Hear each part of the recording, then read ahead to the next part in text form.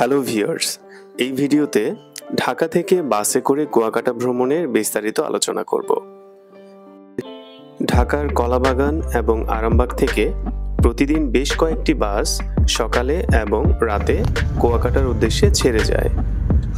তার মধ্যে উল্লেখযোগ্য হচ্ছে গ্রিন লাইনের বিজনেস ক্লাস এবং ইউরো কোচের স্লিপার বাস। গ্রিন লাইনের বিজনেস ক্লাস ঢাকা থেকে কুয়াকাটা পর্যন্ত ভাড়া পড়বে ১৬০০ টাকা এবং ইউরো কোচের স্লিপার বাসে ভাড়া পড়বে ১৪০০ টাকা। ঢাকা থেকে যাওয়ার পথে বরিশাল গেট রেস্টুরেন্টে ২০ মিনিটের জন্য যাত্রা বিরতি দেওয়া হয়। ঢাকা থেকে কুয়াকাটার অন্যান্য বাসের ভাড়া নন এসি ৬০০ টাকা এবং এসি ১০০০ টাকার মধ্যে পেয়ে যাবেন।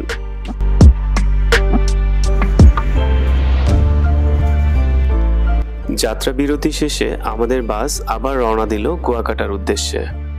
সকাল ৭টার দিকে আমরা পৌঁছে গেলাম কুয়াকাটায়। একদিনের কুয়াকাটা ট্যুর শেষ করে পরের দিন সকাল 11:30টার ইউরো কোচের স্লিপার বাসে করে ঢাকার উদ্দেশ্যে রওনা দিলাম। আর ইউরো কোচ বাসটির ভেতরটা আপনাদেরকে একটু ঘুরিয়ে দেখাবো।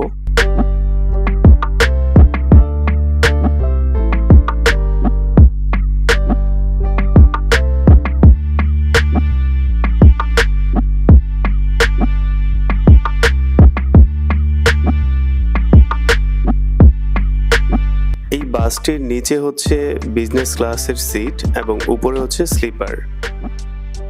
প্রত্যেকটা সিটের সামনে যথেষ্ট লেগ স্পেস আছে, সো আপনারা খুব রিল্যাক্সে এখানে বসে যেতে পারবেন।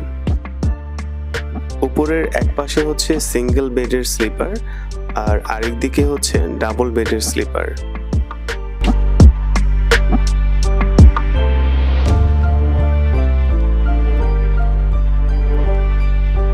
ডাবল বেডের কেবিনটি যথেষ্ট বড়, এখানে দুইজন খুব রিল্যাক্সে ভ্রমণ করতে পারবে।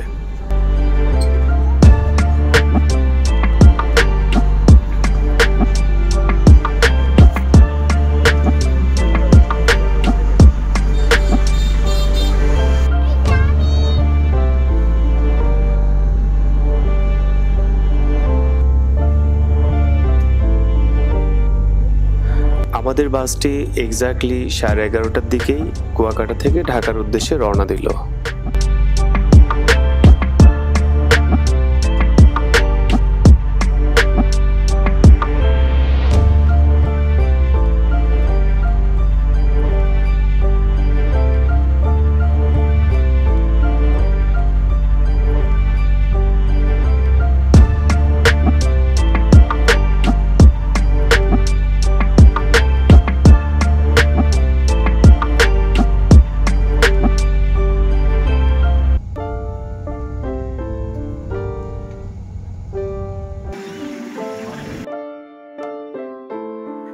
বাসটি প্রায় ৫ ঘন্টা পরে জমজম হাইওয়ে রেস্টুরেন্টে এসে যাত্রা বিরতি দিয়েছে।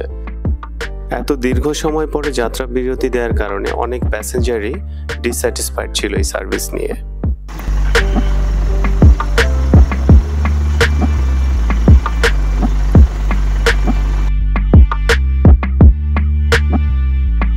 কুয়াকাটার বিভিন্ন পর্যটন স্পটে ঘোরার অভিজ্ঞতা আপনাদের সাথে পরবর্তী ভিডিওতে শেয়ার করব। ততদিন ভালো থাকবেন, সুস্থ থাকবেন। আল্লাহ হাফেজ।